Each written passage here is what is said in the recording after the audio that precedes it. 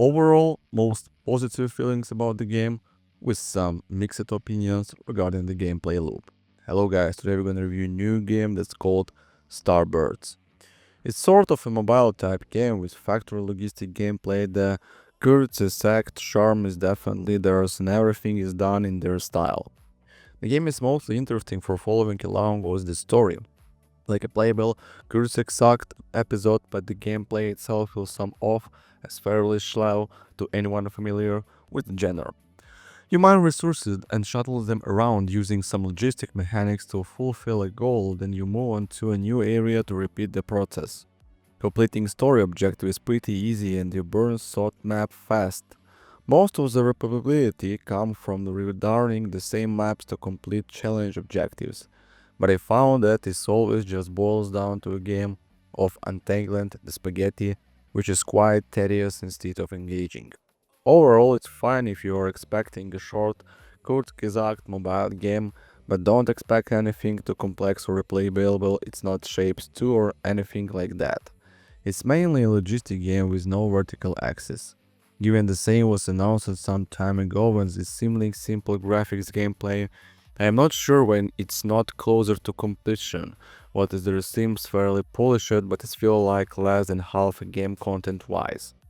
Maybe it's 4, a standalone probably a 3 if you compare is to top title in the same genre. That's Factory, Factorio, Shapes, etc.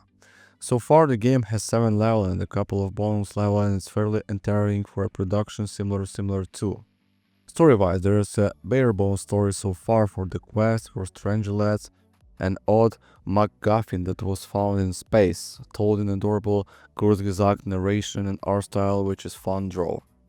No opposing force at all, which means the only thing you're up against is your own passion and optional challenge rules.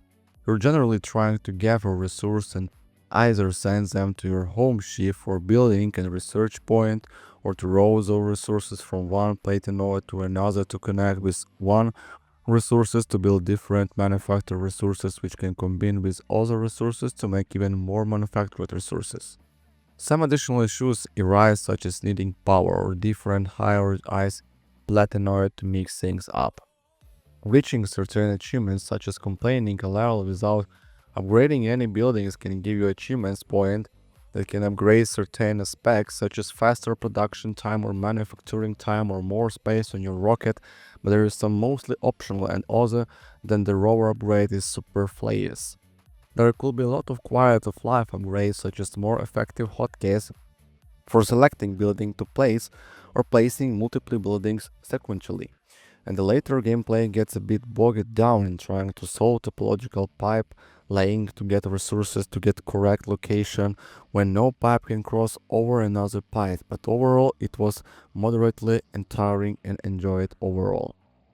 The game advertising said this is welcoming to player new to the genre, and it's for sure is, but there are some problems. It feels like the game is leading you toward sort of automating the resource collections by having star rating and colony level, but with such tiny playing space, it's very hard to be efficient.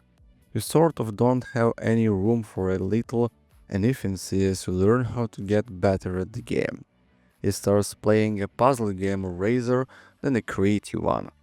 What's nice is that you can replace structure for free, but it almost feels like that's a little too flexible. It would be nice if you have any of the following options.